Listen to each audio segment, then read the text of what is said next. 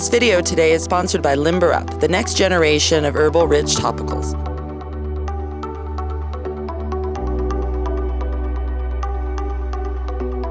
This is a safety education tip by the Certified Horsemanship Association, and today we are at Houghton College in Houghton, New York. Hello, my name is Tammi. I am with CHA, currently the president. This is my assistant, Larissa Reese, and she is the program director at Houghton College. And we are going to be doing a short education video on the basics of lunging. So we wanted to show you a few pieces of equipment that are basic to begin with.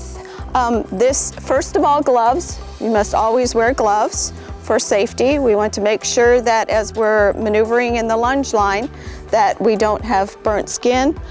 There are many different types of lunge lines that can be used. The safest and the most common is a flat cotton lunge line with a swivel on the end and a buckle.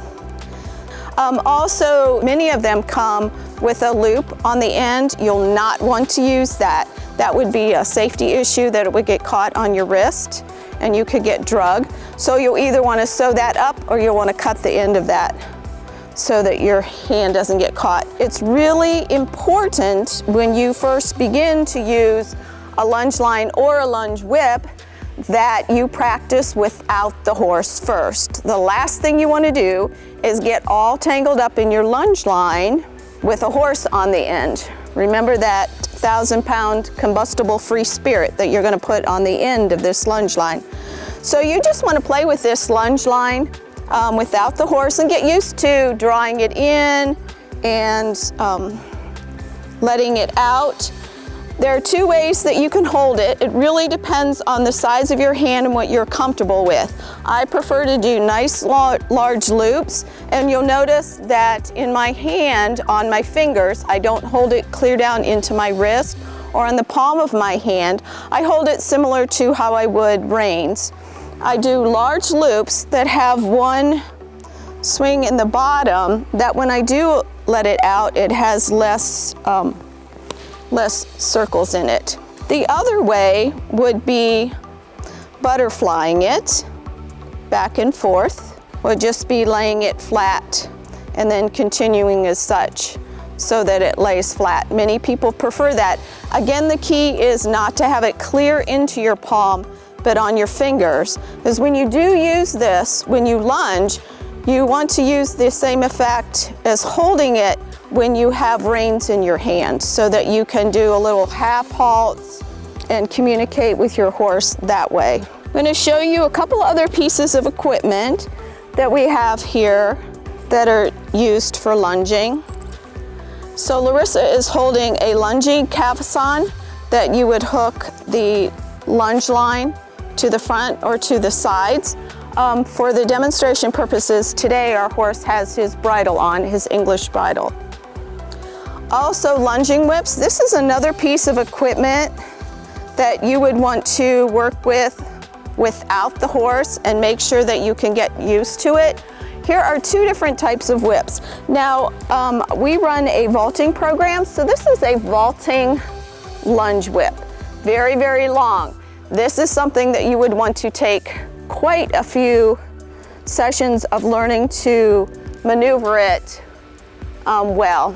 So you want to make sure that you are very comfortable holding this and using your wrist to move the lunge whip back and forth, and also getting comfortable swinging it underneath your armpit as you need it on either arm so that it's out of the way, and control of using it towards the ground, and then when you're asking your horse for more movement, flinging it in a circle. I want to introduce to you our horse that we're going to use today. His name is Harry. So he is going to help us today in our lunging demonstration. So we are just going to talk about the basics of lunging for Harry today. Some of the reasons that you may lunge would be for exercise for the horse, if you're working on suppleness and bending. But the most important thing that you really need to know and to be aware of and put foremost is that it must be controlled. It can't be something that you're just doing to get the fresh out of the horse and he just runs in a circle around you. Because what you end up doing is exercising your horse and making him more aerobically fit, and then you get on him and guess what? He's all ready to go and he's warmed up and he's ready, and you haven't warmed up. So you want to make sure that your lunging at all times is controlled and safe, and to instill obedience in your horse when you're on the ground. So a couple different ways that you can hook up your lunge line safely. The way that we have this hooked up to Harry here is on the left side of the bit. And for benefit of the short video, we're only going to work him to the left. Obviously, if I was lunging him for any other purpose, I would lunge him in both directions. So we have this hooked up. You can hook it up just to the bit. You can hook it up to the bit and then to the nose band for a little bit more control. And then a younger horse, we may run it through the bit over top of his pole and then hook it to the other side to the nose band and to the bit, or just to the bit. So the benefit for today, since Harry is used to having reins on the side, we're just going to use this side to the bit and then to the nose band. Okay, so I've prepared my lunge line in the direction that I want, and I've asked Larissa to hold my lunge whip. It's really nice if you have someone else that can help you get all organized with your whip and with your lunge line. You try your best not to lay your lunge line on the ground so that you don't step on it. So just to start off, I want Harry to just stand here, and I'm going to step back so that I can just get him started. I'm going to give him a little bit of room, and he's been standing for a little bit, so we're just going to get him started. So if I was starting to learn to lunge, I wouldn't throw my horse clear out on a 20-foot lunge line.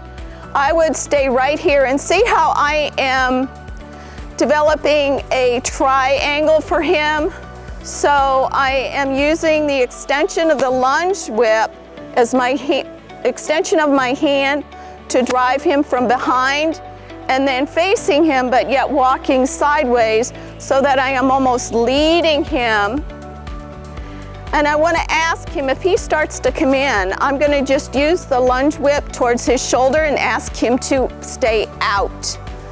So whatever words you use, you just want to be consistent with your words. So I'm going to use the word out for Harry so he begins to learn that I want him to stay out on the end of the lunge line. I'm going to start dropping out the lunge line and just giving him a little bit more line, because really what I'm working on is obedience for Harry and then just to warm up his muscles.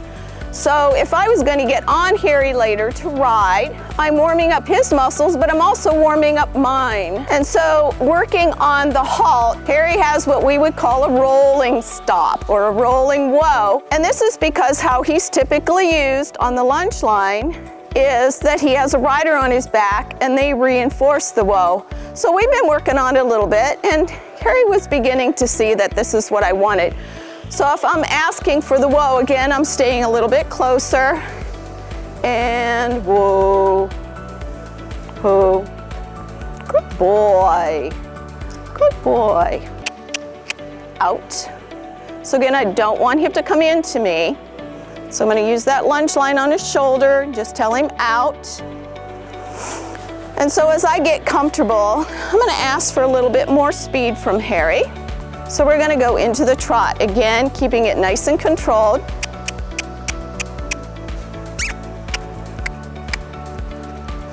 Okay, again, I'm giving him a little bit of line. I'm always glancing down at my lunge line to make sure that it hasn't made smaller circles onto my hand. And that's very, very important that I'm holding it with my fingers. And then I can give little half halts if I need to, and he's very responsive to that. You saw that was just a nice little half halt with my fingers, and he dropped down into a walk. And trot. So again, I want to ask him, so if I'm asking for a little more bend in his rib cage, I can use the lunge whip towards his barrel and ask him just to bend a little bit, and asking for a little bit with my hand, and walk. Good boy. So we're gonna try the halt again. So I'm gonna bring him in a little bit, and you'll notice how I just hold with my other hand to make myself a large loop, and hoop, hoop. So he comes into me, I'm just gonna push his shoulder, ask him to go back on the line, and hoop, and then step away. You don't want your horse to get in the habit of turning and coming towards you when you're working in this fashion on a long lunge line, because you could get yourself tangled up in that lunge line and he could get himself tangled up. You know, if this was a typical lunging session, we would have warmed up both sides, walk, trot, canter. I'm just gonna loop myself up to him. You notice how my lunge whip is underneath my armpit and facing away, telling him good boy. He knows the session's over. So that is really just very basic of lunging. There are many tools that you can use. There's training surcingles, vaulting surcingle with side reins, but you really in the beginning want to get used to manipulating the lunge whip and manipulating the lunge line and feel very, very comfortable with it before you go putting a horse on it. So again, this was a safety education tip by the Certified Horsemanship Association. Limber Up is especially unique for two important reasons. First and foremost, it was developed by Stacy Small, original formulator and developer of Soar No More. And secondly, Limber Up is certified drug-free, so it can be used safely before, during, and after exercise, and at the highest level of competition, knowing that it will not test. Limber Up was formulated to relieve muscle stiffness and soreness before exercise, and as a liniment leg and body brace to reduce swelling and inflammation after exercise. Limber Up liniment comes in 3 different forms: a liquid spray, a no-waste gel, and a no-waste foam. What I love about this product is that it gives me confidence knowing that as I warm my horse up on the lunge, I have done my part by relieving any stiffness and soreness before we begin, then after our lunging program. I can either choose to spray my horse's legs and key muscle groups or wash my horse down using the specially designed Limber Up liniment shampoo. This product really does the 2 most important things after a workout. It relieves overall muscle, ligament, and tendon stiffness and soreness, while also cleansing the skin and coat and helping it be resistant to rain rot, muck itch, and scratches. This product is a wonderful addition to your grooming regimen.